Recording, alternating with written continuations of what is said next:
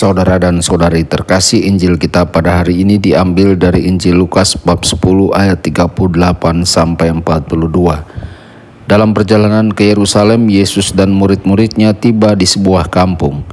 Seorang wanita bernama Marta menerima dia di rumahnya. Wanita itu mempunyai seorang saudara yang bernama Maria. Maria itu duduk di dekat kaki Tuhan dan terus mendengarkan sabdanya. Tetapi Marta sangat sibuk melayani. Ia mendekati Yesus dan berkata, "Tuhan, tidakkah Tuhan peduli bahwa saudariku membiarkan daku melayani seorang diri? Suruhlah dia membantu aku." Tetapi Yesus menjawabnya, "Marta, Marta, engkau khawatir dan menyusahkan diri dengan banyak perkara, padahal hanya satu saja yang perlu. Maria telah memilih bagian yang terbaik yang tidak akan diambil daripadanya." Demikianlah sabda Tuhan. Terpujilah Kristus.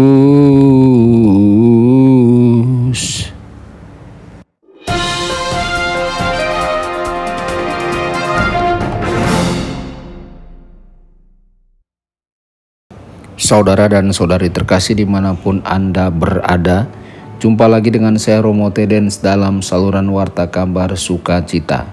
Semoga Anda semua dimanapun berada senantiasa dalam keadaan sehat dan bahagia. Banyak orang melihat doa sebagai hal yang lemah, yang tidak banyak membantu. Maka mereka mengerahkan daya upaya mereka untuk melakukan proyek-proyek besar, melakukan sebanyak yang mereka bisa lakukan untuk membawa kebaikan di dunia ini. Hal ini adalah hal yang baik, tetapi doa itu sangatlah penting.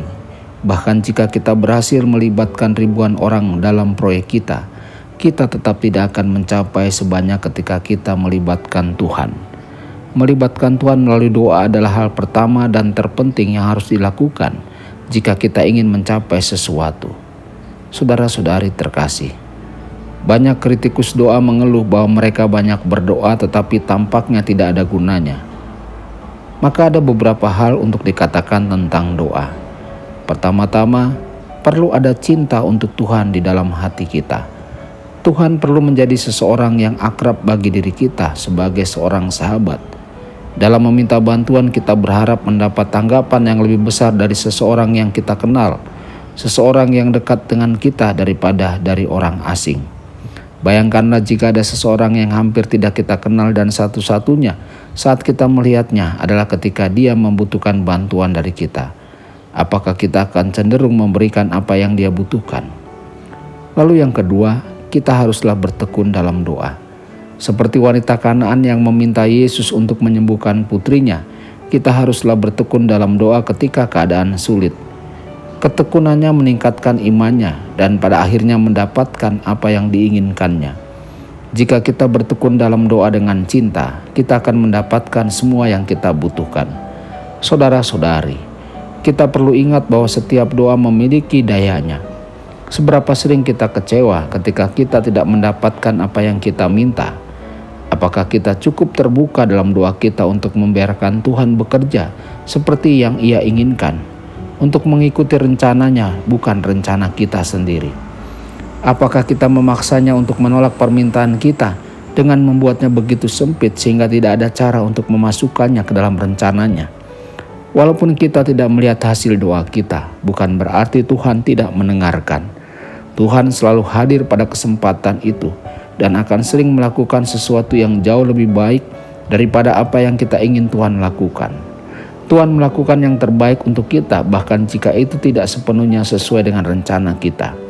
Kita mungkin tidak pernah tahu atau menyadari dalam hidup ini bagaimana Tuhan mendengarkan doa-doa kita.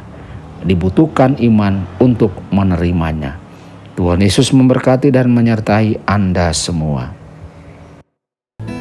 Sabda Allah adalah kebenaran.